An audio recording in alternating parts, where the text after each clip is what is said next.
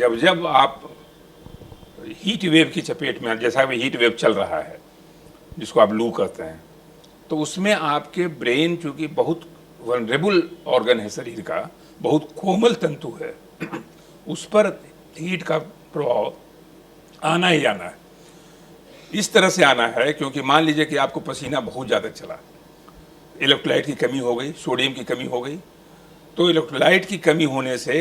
आपके सोडियम की कमी से आपको कभी कभी कन्वर्सन हो सकता है, मृगी का दौरा आ सकता है, आप अचानक बेहोश होकर गिर सकते हैं, या डायरेक्ट हीट का असर आपके ब्रेन पर पड़ने की वजह से भी आपको कभी भी चक्कर आ सकता है। तो इसलिए ये मानी हुई बात है, आपसे गुजारिश करते हैं, सारी जनता से गुजारिश है आपके माध्यम से कि कम से कम जब हीट वेव के पीक पर हो, शीर्ष पे हो, यानी दोपहर 12 बजे से लेकर के 3 बजे तक, आप कृपया गर्मी के डायरेक्ट थपेड़े से बचें, डायरेक्ट अटैक से बचें। नहीं तो शरीर पर तो अटैक होगा ही, आपके ब्रेन पर भी अटैक हो सकता है, मिर्गी का दौरा हो सकता है, चक्कर आ सकता है, अचानक बेहोश होकर आप गिर पड़ सकते हैं, रोड पर गिर सकते हैं। और अगर पहले से कोई बीमारी है, जैसे डायबिटीज है,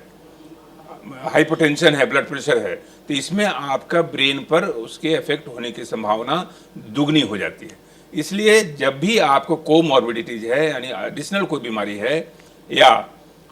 गैस्ट्रोएंटेराइटिस आपको पहले से है, या पेट की बीमारी है जिसमें ऑलरेडी आपको लूज मोशन हो रहा है और उसमें आपका पसीना चलना शुरू हो गया, आपने ठीक से इलेक्ट्रोलाइट इनटेक नहीं लिया, तो इस डिहाइड्रेशन की वजह से आपके ब्रेन पर तो डेफिनेट असर पड़ेगा। इसलिए सौम्या जी, एक मानी हुई बात है कि हीट वेव से आपके मस्तिष्क को बचाना आपका पहला धर्म है। जी डॉक्टर साहब, अभी आपने बोला कि मस्तिष्क को हीट वेव से बचाना पहला धर्म है, तो मैं चाहूँगी आप दर्शकों को ये भी बता दें कि ये धर्म कैसे निभाएं, मस्तिष्क को कैसे बचाएं। सबसे पहली बात है कि जब भी आप गर्मी में बाहर निकलें तो हेड कवर करें, हेड कवर करें, यानी सर को जरूर कवर करें। पहले आप देखे होंगे गाँव में लोग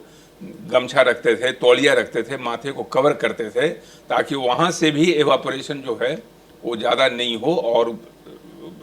सर को थोड़ा ठंडक मिले। दूसरा, जैसे मैंने कहा कि जब पीक गर्मी का एहसास हो, यानी 12 बजे से लेकर 11 बजे से लेकर के 3 बजे के बीच में, कोशिश करें कि अधिकतर समय इंडोर रहें। अगर बहुत ज़्यादा अनिवार्य आवश्यकता आपको बाहर निकलने की न हो तो,